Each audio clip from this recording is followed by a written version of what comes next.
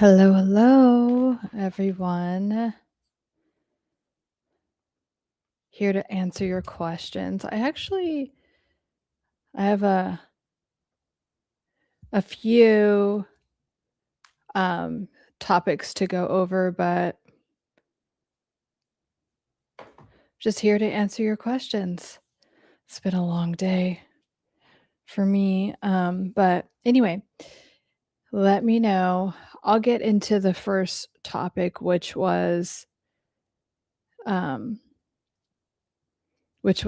boundaries. And then if you were here on Soothing Sundays, we were talking about the whole boundary thing. And especially this is true if you tend to be just like a giving person, if you're just naturally actually generous. And there's a fine line between that because sometimes you're generous because you have codependent patterning and like you don't even know. You just like you're like, oh, I'm so giving and everything, but then you tend to attract narcissists or people that take, and it's very frustrating.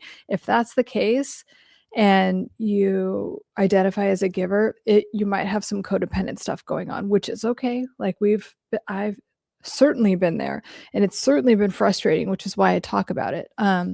And I want to help you guys with it. So if you have that, just be aware of it. And I have noticed that people, just because of a lot going on, like people that are empathic or just like have a caretaking personality or they're just generous, they're just generous by nature, are having like a breakthrough in terms of like deciding whether they like can do this or not. It's like, okay, I need to have boundaries. And so the thing is like you have to decide what your boundaries are and like what feels good to give, what feels appropriate to give, and then what is just beyond your capacity, what's going to like basically send your nervous system into a not good place. Okay, so that's where we get to have that boundary. And also feeling good about that boundary. That is another level of healing that I think is always should be celebrated. It's kind of like, not only did I draw this boundary of saying no and understanding that no is a complete sentence, but I feel okay about it. I don't feel like, oh my God, my nervous system is going into this spiral because I said no, and now I'm going to be abandoned, and now I'm going to be anxious, and now I'm going to be, you don't feel that way anymore. You feel like, okay, I set a boundary, and if they don't like it, then that's okay. Because anyone that doesn't like disrespects your boundaries or doesn't like opposes them anyway actually doesn't care about you. They are looking at what can they get from you.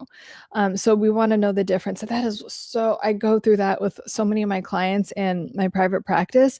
It's like, okay, can you have a boundary if they actually love, care, like support you, want the best for you, and they're not just looking at you as an object of like, what can I get from you?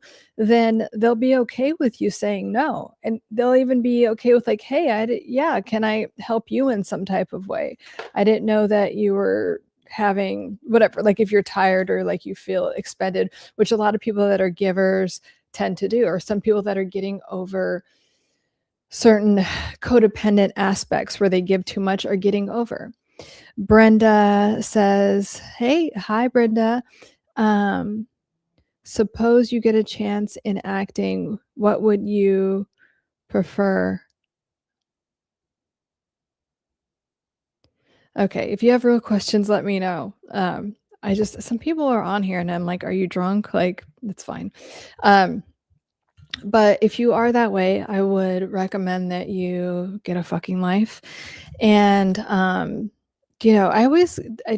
thing with the spammers, I'm like, how sad and like nothing is your life that you're like on YouTube spamming, especially for me because I'm on here just helping you guys. Like I have a full thriving practice and I'm on here just I want to create more content for you. I want to be able to answer your questions. I do get so many like DMs and it's like, okay, well, I can't afford therapy right now. And so I'm coming on here to answer your questions. And also, if you have that question, a lot of other people have the same type of questions. And so I have been getting a lot of questions around boundaries. That's why my post today was about that. Like, keep your boundaries. Your energy is so precious. Your time and your energy is so precious. Obviously, time is something that you can't get back, right? So we want to be very discerning with it. And it is a sense of, or when you become aware of that, where it's like, I don't have to just expend my energy all the time. I don't have to be in this state of anxiety where I'm constantly giving and giving so I don't feel abandoned and giving so they like me. When you stop doing all of that, well, first, when you recognize that you're doing it, and then when you can stop doing it and not feel anxious about like not over giving all the time, it's a wonderful place to be. The amount of freedom that you have when you do that is so wonderful. And then when you are able to do that, then you have all this room and you made all this capacity to do things that actually are important to you. It's like, oh yeah, I've been wanting to do this project, do this side hustle, have this type of relationship. I have so many clients that are like, they've set boundaries, they've set clear boundaries, and then all of a sudden they're like, I brought in, like, attracted, whatever, like this amazing relationship. Yeah, honey, because you made time for it. Like you made yourself emotionally and energetically available to have that relationship, which is wonderful. I want everyone, I create content and I have a coaching practice for you to be the best version of yourself in every area of your life, your health, wealth, relationships, career, and your spiritual orientation, relationship with God, whatever that is. They all go together. Everything is interconnected. Trust me. So we want to, when you start to understand how precious your energy is and to not just give it away to anything and to people, places, or things. Even when I work with people, especially one on one, they'll tell me, like, you know what? I've always had this like extra, for instance, like 10 pounds I wanted to lose. And it's like, now that I'm very like aware of my energy and what I give to, I'm not even wanting to eat that thing or do the extra drinking or whatever, staying out with people that don't do anything or watch this on TV. I'm telling you, it all goes together. So if you start to focus on one area of your life, like it will just all snowball in a good way. Hi, Peter. Peter says, Lauren, I've been reading Letting Go. I'm in the training wheels phase of acknowledging feelings. I've gotten better at not reacting to a feeling, but still not sure how to acknowledge and let go. Well, keep reading the book, because that book, and just David R. Hawkins' work in general, Dr. David R. Hawkins, is fascinating. Like, he's just so good at explaining it in the most simple way. That is why I recommend that book all the time. Is because it just breaks it down in the most simplistic way. But when you said you don't have to, like, in the book Letting Go, he doesn't say to not react to it. He says to acknowledge it. Like, okay, it's there. And so what you don't want to do is like, oh my God, I'm feeling this way. Let me just push it down. Or like, people that are spiritual, they'll just be like, okay. Or like if you try to push it down, it will go somewhere in your nervous system. Your brain is here, your nervous system is all throughout your body. So if you decide to suppress it, you can get a heart attack. You can get certain things. Like, why do you think people have heart related issues with suppressed stress? This is not like, everyone knows this. This has been scientifically proven. So, yeah. So Peter, it's not about not reacting to it. It's just letting it be there, right? It's like, okay, this can just be there and I don't have to judge it. I'm not going to get shunned. I'm not going to get hurt or hit or whatever it is that maybe happened in the past. If you had a freaking emotion, it's not that it's something bad is going to happen if you have that emotion. So allowing yourself, like being kind and like loving enough to yourself to be like, I'm going to sit with this emotion. And when you do, you'll notice that it dissipates pretty quickly. Instead of shaming and guilting and all this like resistance energy, any fear-based things, that's like what our ego tries to do. What if you just sat with it? Whatever it is. That's what letting go, a lot of it is about. It's like, can you just sit there and acknowledge it? So keep reading it. I'm excited for you to, and again, I've read and listened to Letting Go. I can't even tell you how many times. I've read it so many times, and every time I read it, it's like learning. It's like I've never picked up the book before. It's like a light bulb moment. Okay. And I've been I've been a mental health practitioner for a long time, and I listen to it in the car just to get it in my subconscious mind, right?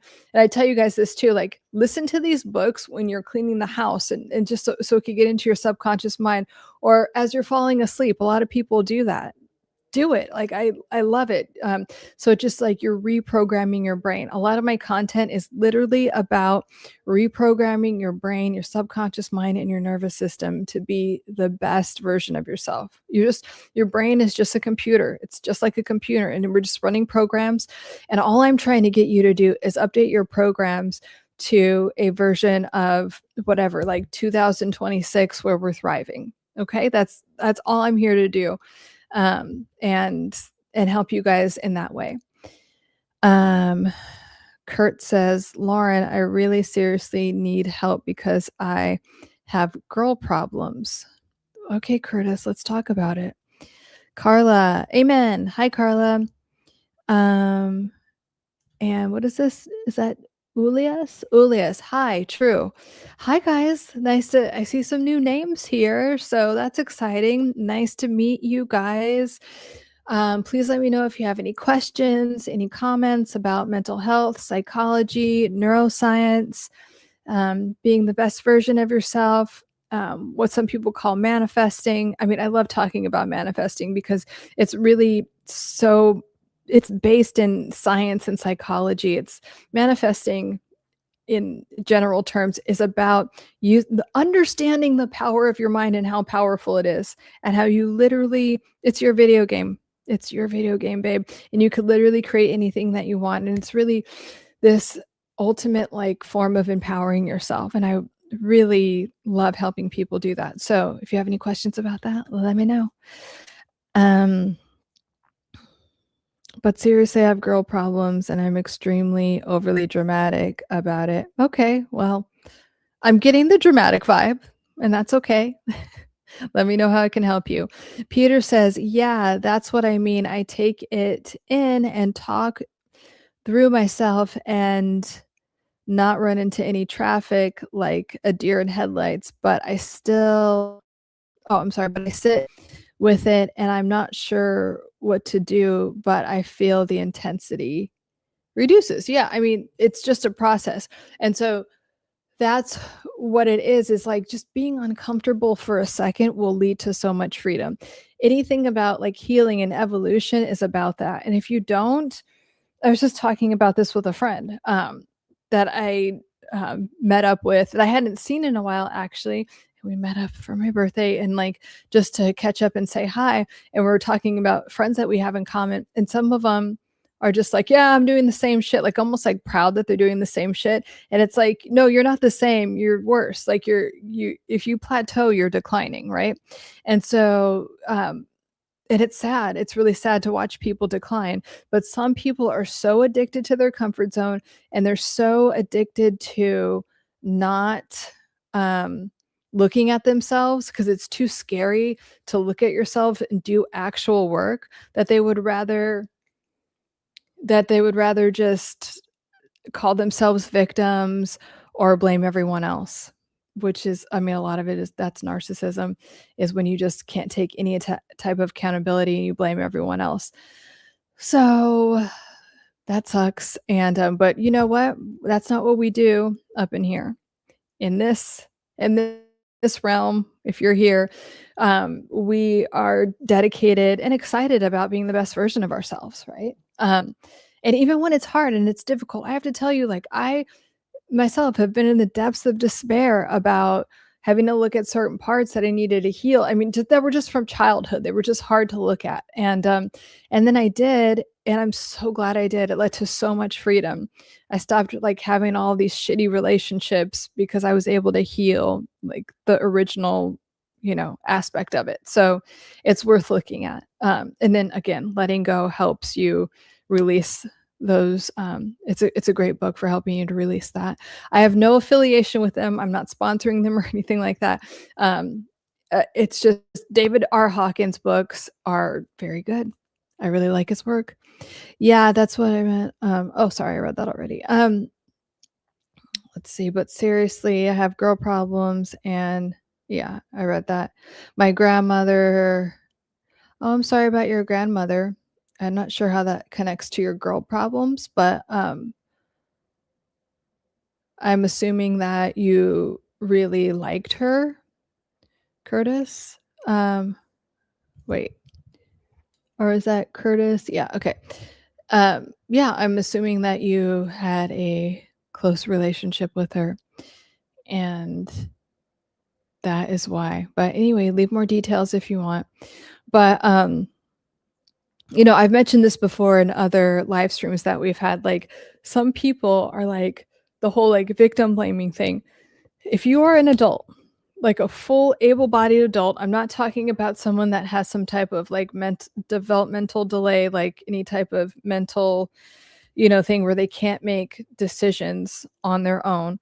And I'm not talking about, like, being, like, assaulted or, like, physically, I'm just talking about if you decide to be in a relationship, if you are fully, like, decide with your own cognition to be in a relationship and you get victimized, like, you get cheated on, you get this, like, something happens and you decide to continue to be in that relationship, I'm saying that and yes, you would feel like a victim. Have felt like a victim in those relationships. I've been in those relationships and have completely, like, healed, like, to the, like, Sophia stage, as they call it, of things, and that's why I'm so passionate about helping you guys.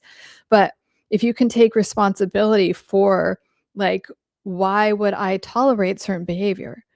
Because part of you is not understanding how precious and how amazing you are to if you did, you wouldn't be in those relationships.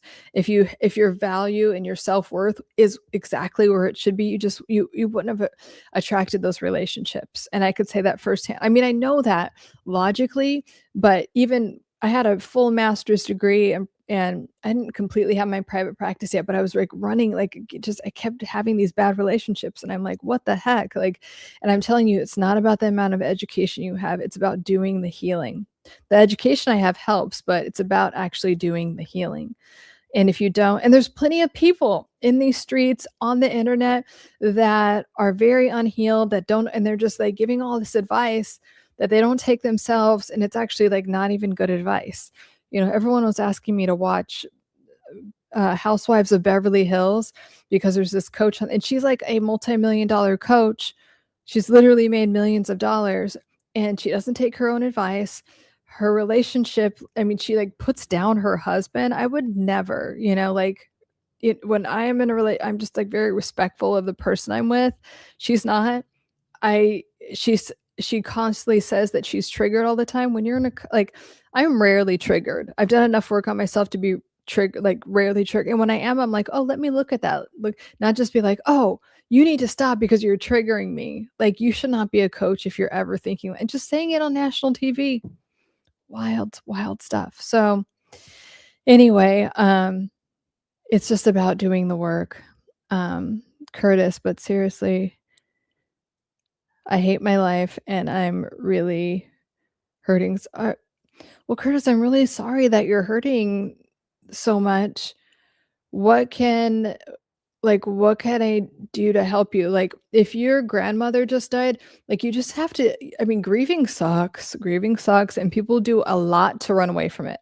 They do a lot to not feel it, but when you grief is just like any other emotion, it's energy and motion, and you have to let it move through you.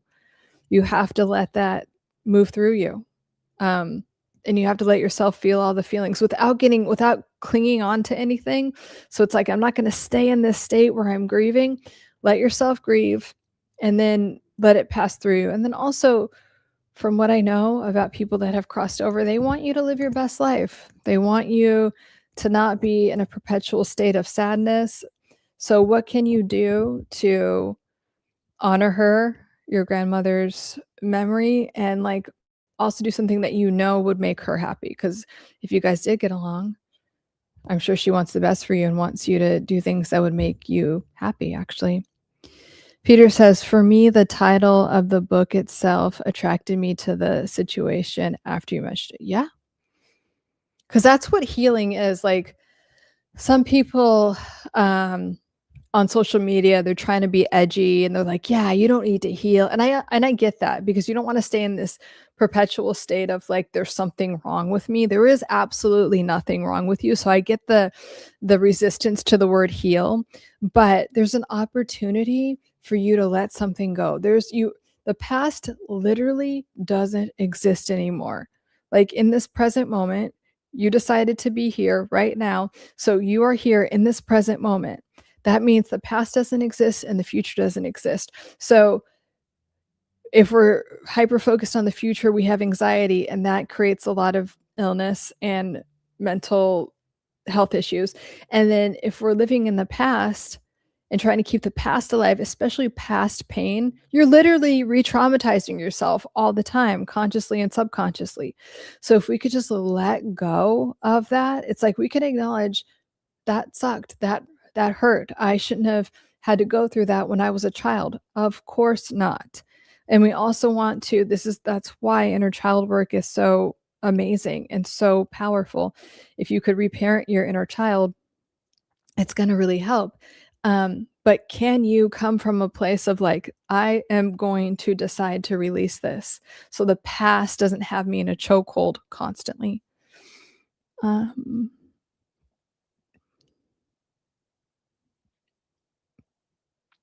Well, Curtis, if you're deciding that you can't calm down because you're overly dramatic, then I talk about this a lot. Like, you if you're over identified with an emotional state, then that's going to be your identity. And I can't do anything about that. If you want, or and you're the only one that has power over that. If you decide like, hey, I'm going through a rough time and I want to grieve and I want to get over this, then good.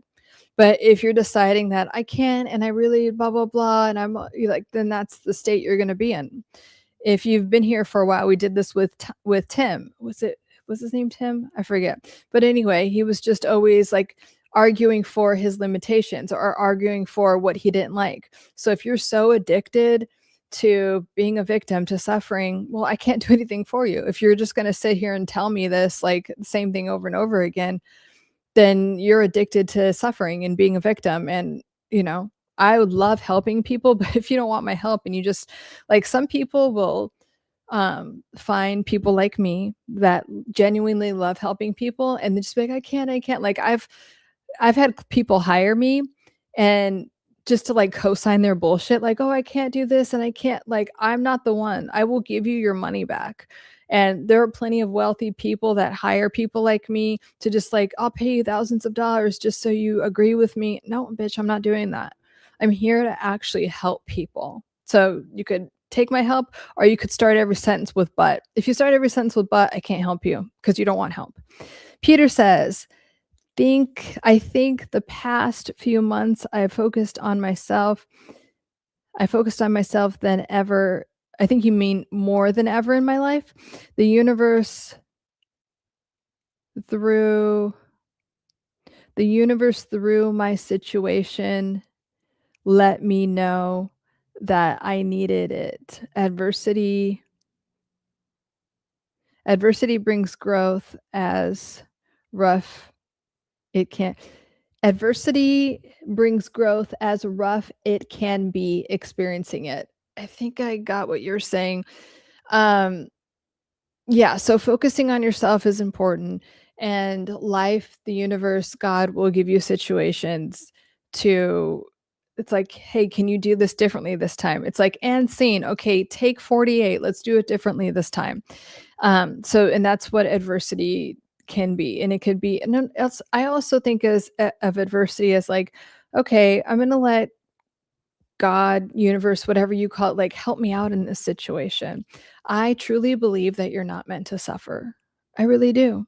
Um, I don't think that God wants you to suffer and be in pain. This whole thing about God's punishing you and testing, I don't believe that. I think that we're being refined and like it's like you say, I don't want assholes and takers in my life anymore. So one will come in and it's like, can you respond to it differently? Can you say no? There's something very powerful about a past energy or cycle or pattern coming in, and then you respond to it differently this time. So, yeah, that's you're getting a chance to do things differently. Um, Divine Reflection. I love that title, or I love that name. I love your channel. Thank you. Thank you. Thank you so much, Divine Reflection. Um, so yeah, does anyone have any wins? It's nice if you're new here. Um, Again, I'm a therapist and mental health practitioner, and I do executive coaching as well. And I'm here to answer your questions about mental health, relationships, personality disorders.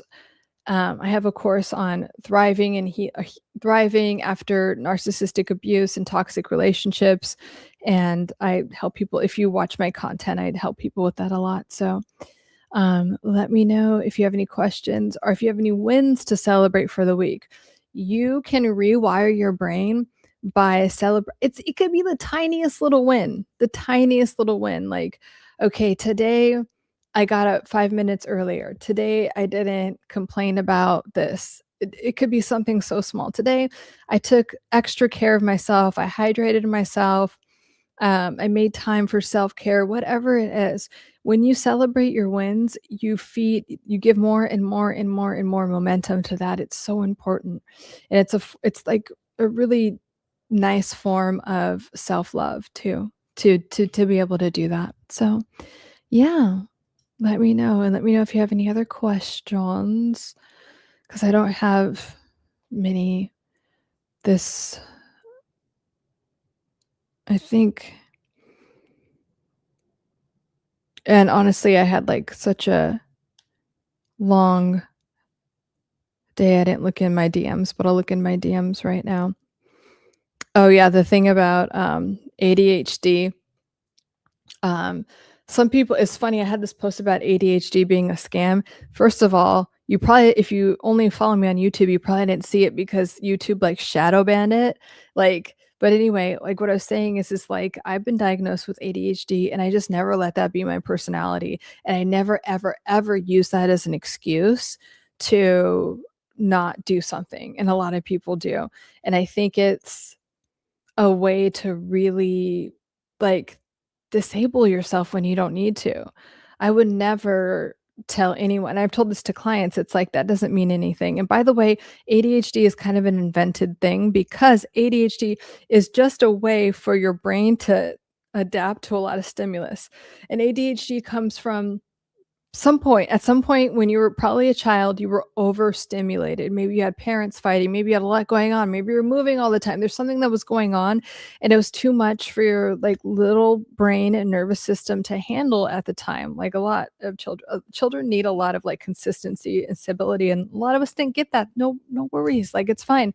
So your brain is so amazing that it was able to develop this mechanism to adapt to it. So it's kind of like, okay, I'm going to handle all these stimuli at different times, but I'm going to get everything done. And I personally think ADHD is a superpower, or ADD.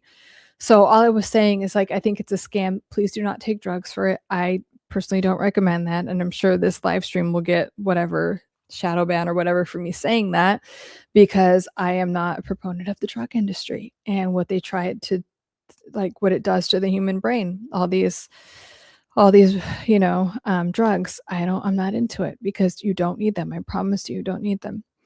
I comment to make you angry. I'm late. You're fine. Um, Divine reflection. I'm finding it difficult to connect with some of my family members due to their negativity. Yeah, I've noticed that since I was 17 years old, that something is very neurotic with some of them.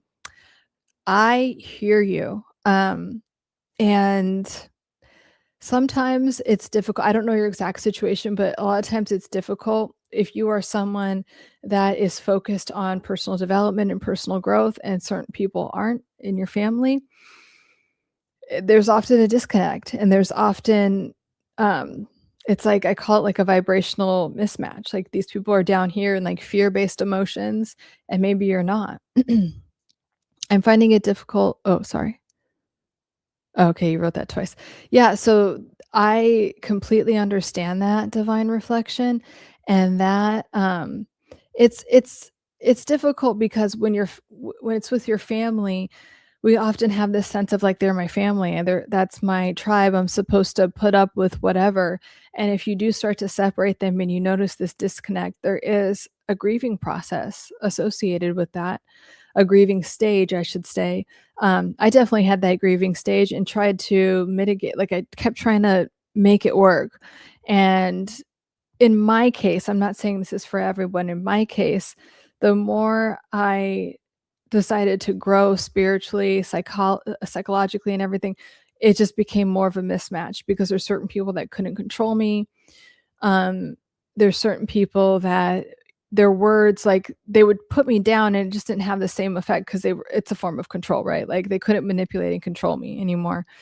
And so it just became more and more of a mismatch to now I just don't talk to those people. And that's not a light decision. I don't say that like, oh, like it's just flippant.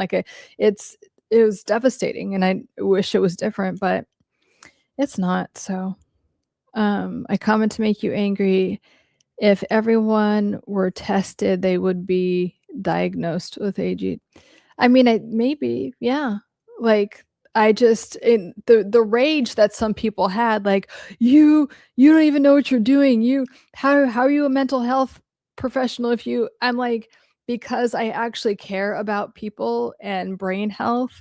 And so for you to say and like those people are NPCs. I'm sorry, but if you're just fucking sheep and you're like, okay, let me take my drugs and sit on the couch and eat Doritos and say, oh, I can't be whatever in life because I have ADD and like those type of people, you're not my people. Like you're not going to watch my channel. You don't care about improving yourself. So fuck off and like stop commenting stupid shit on my video. And like a lot of people like don't even watch it because the video said ADHD is a scam, which is why I think YouTube suppressed it, because I think that they run ads that are from the pharmaceutical industry. So whatever, like I'm still gonna make my content. That's why that happened.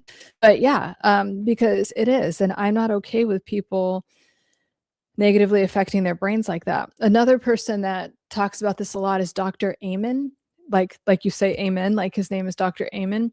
And he is one of the only psychiatrists that literally does brain scans of the brain. Because he was saying like psychiatrists prescribe a medication to an organ, the brain, that they don't even examine. And he's one of the few psychiatrists that actually examines the brain. And what does he prescribe? He prescribes saffron and he prescribes all these like actual like high quality supplements, not any type of psych meds, which will only damage you even more, but it will keep you buying more prescription medication.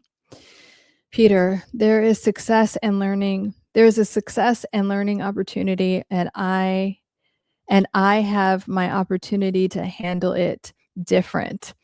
Win. Good. That is a win. So, like I said, I've been dealing much better in dealing with my feelings, not let thoughts run amok like before. Love it, Peter. Love it. That is a win.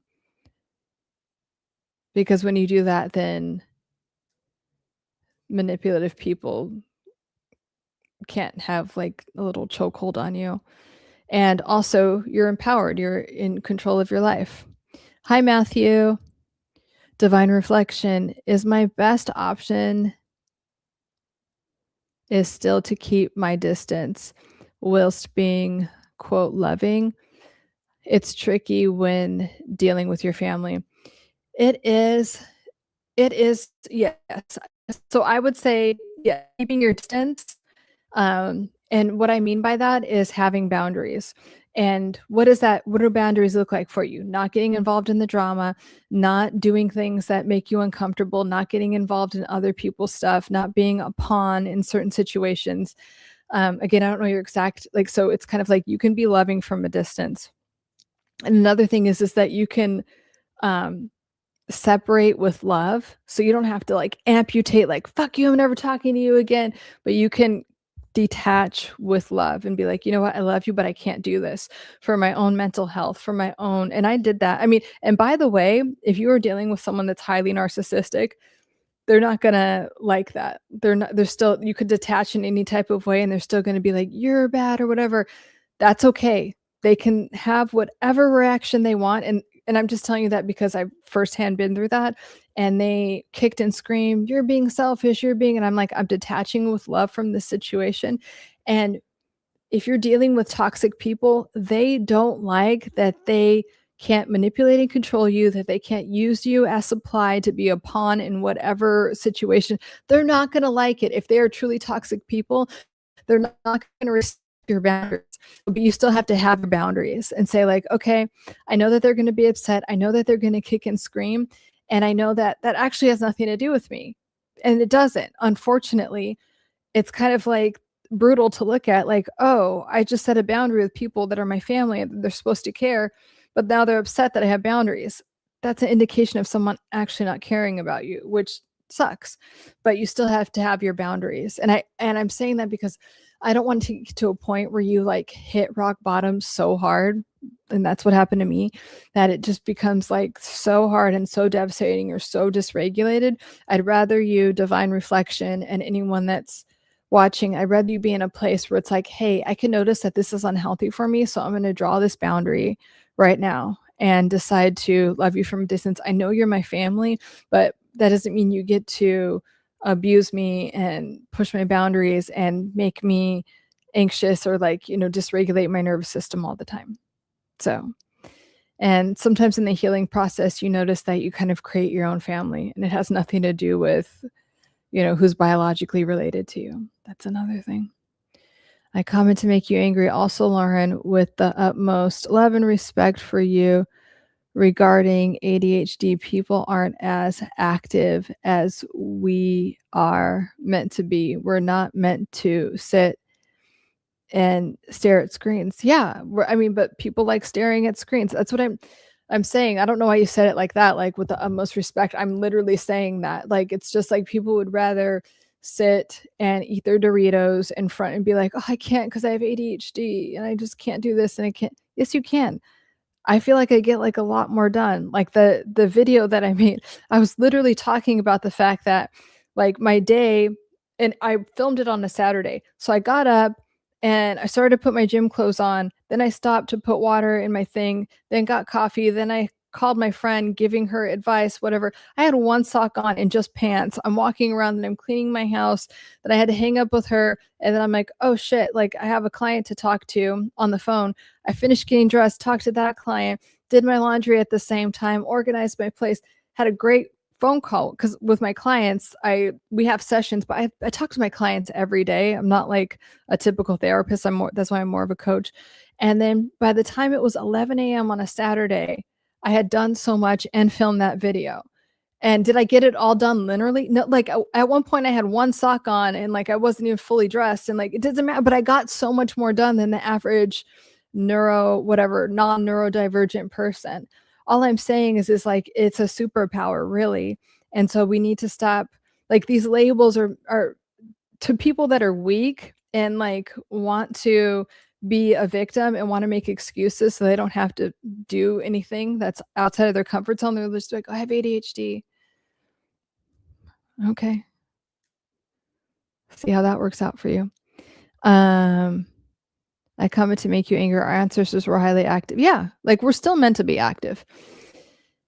As an example, I'm Danish. I'm going from rowing a ship for 7 days in the sea to swinging swords. Yeah. Yeah, we're meant to be active.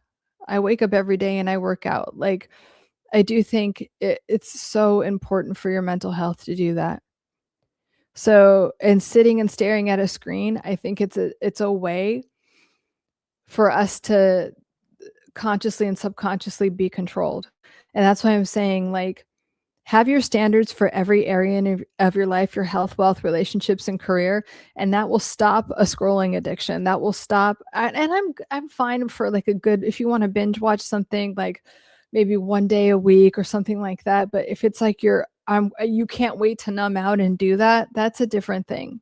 Okay, so we want to be in a place where we're we're positively contributing to every area of our life, and we're not numbing out, and we're not making excuses or what I call arguing for your limitations.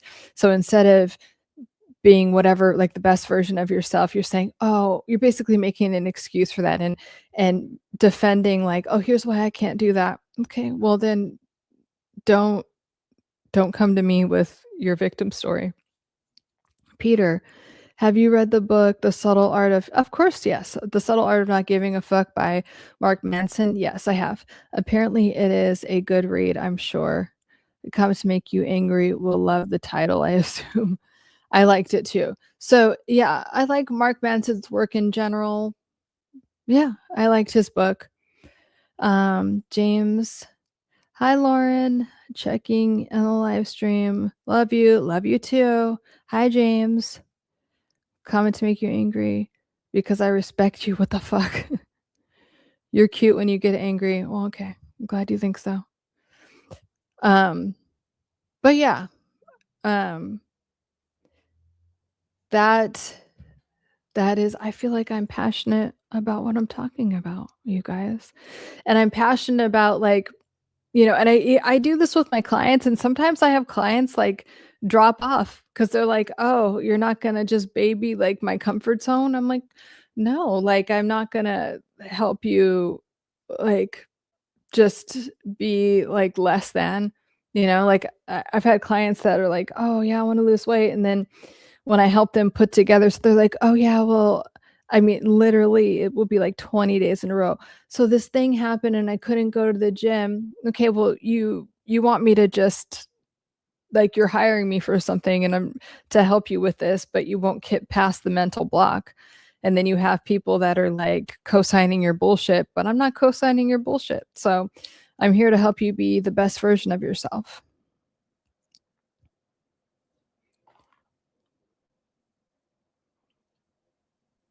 Mm.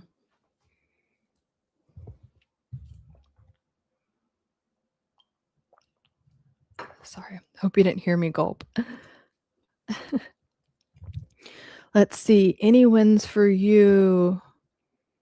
Any wins this week for you? For me, I think connecting with certain friends for me like has been good, and I feel like just because like I was saying, I just had a birthday and celebrating with certain people, it like kind of it parts the sea for getting rid of certain energy and certain energy that's supposed to be in my life and energy that's not supposed to be in my life. So that was good. Just nurturing my actual quality relationships. What's up, Peter? Okay, I like how you guys are friends. That's cute. Any other questions? I have to say, I've been tired. Well, it's just been a lot. It's been an action-packed month, actually. So, but I'm really proud of you guys, especially Peter. I love how you're showing up for yourself, Peter. That's super important. Oh my God, here we go with the red wig again. Once Lauren rocks the red wig, that's a win for everyone. I will. I need to get it out, and I will do that. I'll make content with it. I promise I will. One of these days soon. I miss my red wig. I miss like, I've gone through my actual hair. I had blonde for a while, but I like it this color better now. But my red wig is awesome. Yep, you gave some excuse and don't. I did give an excuse. No one can control me. And that's for everyone listening. No one can control you unless you allow them to, and like unless you want to live under that illusion. But I have been making excuses for it. Oh my God, I'm so tired. BK Advocates, rough day, ready for a good night's sleep. Yes, let's have a good night's sleep. Sorry you had a rough day. Hopefully the rough day is because there might be some negativity that you're letting go of. Something that sometimes rough days are about just letting go of certain things that aren't serving you anymore. and we gotta be like, "Oh, fuck, that sucked," to actually be able to let it go. Anyway,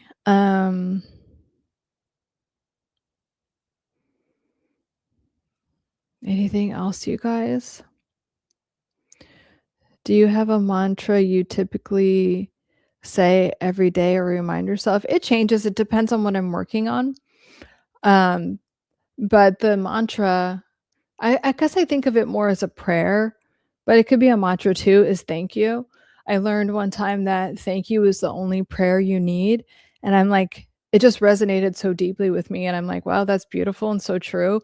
So I just say thank you all the time, and, like, I wake like, literally, when I open my eyes in the morning, my brain is just, like, trained that way. I'm just like, "Thank you, thank you, thank you, thank you, thank you," and then it'll start filling in with, "Oh, I'm so thankful that my health is amazing. I'm so thankful for the friends I have. I'm so thankful for this beautiful place that I live, and I'm thankful for all my amazing clients and my people that join me on live streams." I just like it like floods my mind with everything that I'm grateful for.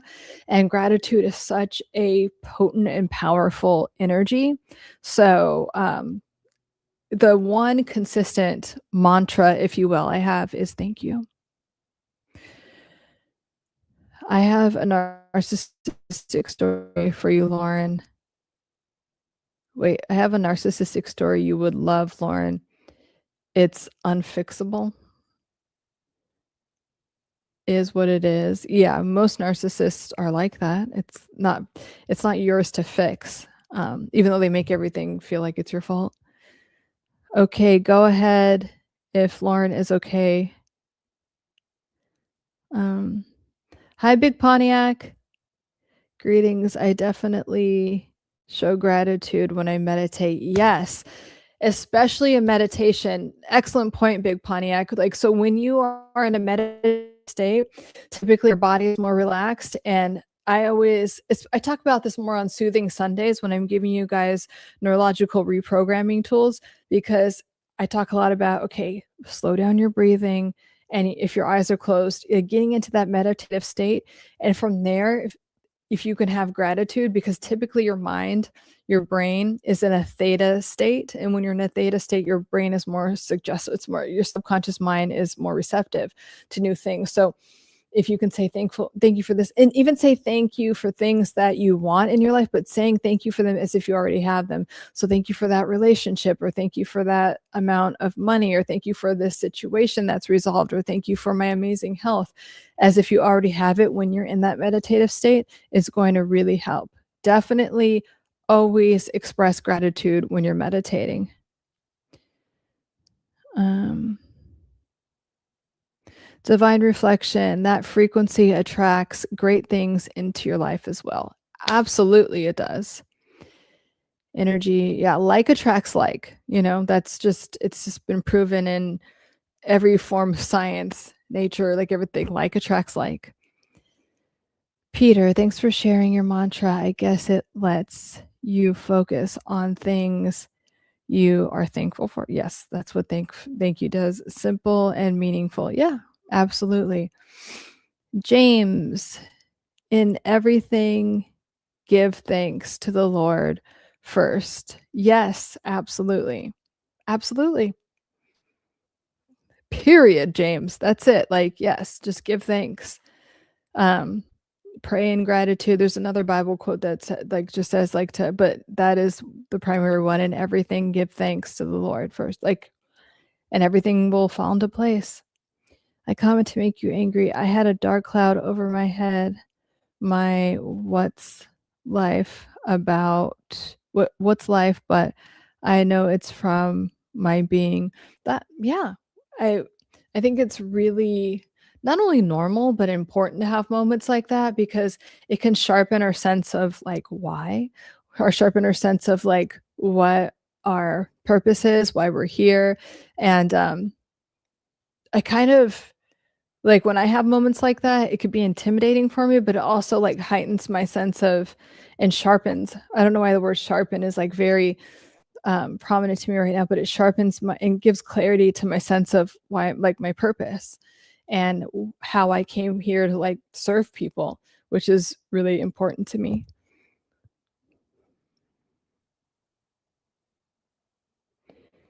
Peter says, "Now I really want you to open up if you can." Peter wants you to get into your feelings. Be vulnerable. It's not for YouTube. Wow. There's that. Okay. It's R-rated or above.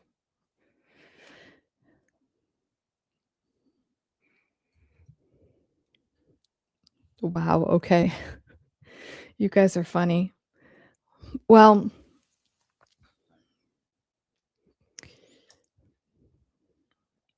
if you guys don't have any other questions or comments, excellent comments today, guys. Thank you for all of your comments and questions. Oh, I'm sure you could write a book. But yeah, thank you for all of your comments.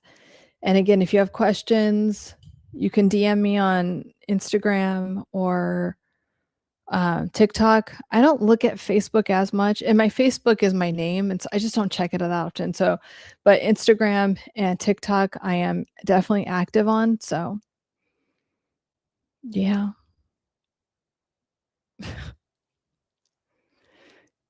And see, this is why I want to start a community of like a coaching community where we could like meet on Zoom and then like chat more interactively.